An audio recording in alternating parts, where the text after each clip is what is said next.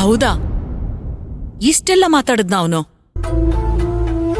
ಪಲ್ಲವಿ, ವಿಕ್ರಾಂತ್ ಪರವಾಗಿ ನಾನ್ ನಿನ್ನತ್ರ ಸಾರಿ ಕೇಳ್ತೀನಮ್ಮ. ಅವನು ಕೋಪದಲ್ಲಾಡಿದ ಮಾತನ್ನ ನೀನು ಮನ್ಸಿಗೆ ತಗೋಬೇಡ. ಅಮ್ಮ, ನೀವ್ ನನ್ನ ಹತ್ರ ಕ್ಷಮೆ ಕೇಳೋದ್ ಬೇಡ. ನನ್ಗೇನು ಬೇಜಾರಿಲ್ಲ. ನನಗೆ ಅವ್ರಿಗೆ ನ್ಯಾಯ ಸಿಗ್ಬೇಕಷ್ಟೆ. ಅದ್ ಮಾತ್ರ ಇವಾಗ ನನ್ನ ತಲೆಯಲ್ಲಿರೋದು, ಬೇರೆ ಏನೂ ಇಲ್ಲ. ಅದು ನಿನ್ನ ದೊಡ್ಡ ಗುಣ ಪಲ್ಲವಿ. ವಿಕ್ರಾಂತ್ ಪರ ವಹಿಸ್ಕೊಂಡ್ ಮಾತಾಡ್ತಿದ್ದೀನಿ ಅಂತ ಬೇಜಾರ್ ಮಾಡ್ಕೋಬೇಡ. ಅವನು ಕೋಪದ ಹಿಂದೆ ಒಂದು ರೀಸನ್ ಇದೆ. ನಿನ್ನ ಬಗ್ಗೆ ಅವನ್ಗೆ ಅಪಾರವಾದ ಗೌರವ ಇದೆ ಪಲ್ಲವಿ. ಅದೆಲ್ಲ ಬಿಡಿಮಾ, ನನ್ಗೊಂದ್ ಹೆಲ್ಪ್ ಮಾಡ್ತೀರಾ?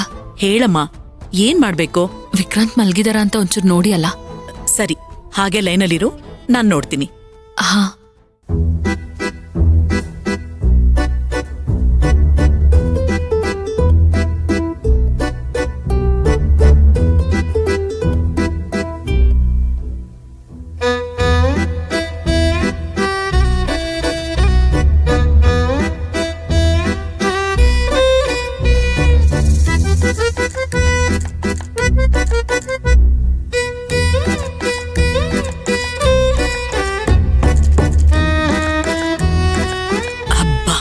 ಇಬ್ರು ಮಲ್ಗಿದ್ದಾರೆ.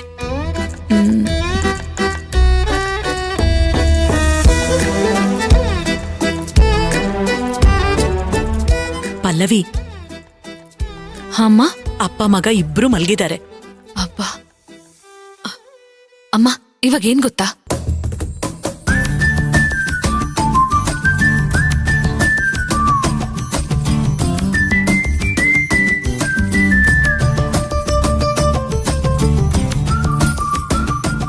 ಇಷ್ಟ್ ಮಾಡಿಮಾ.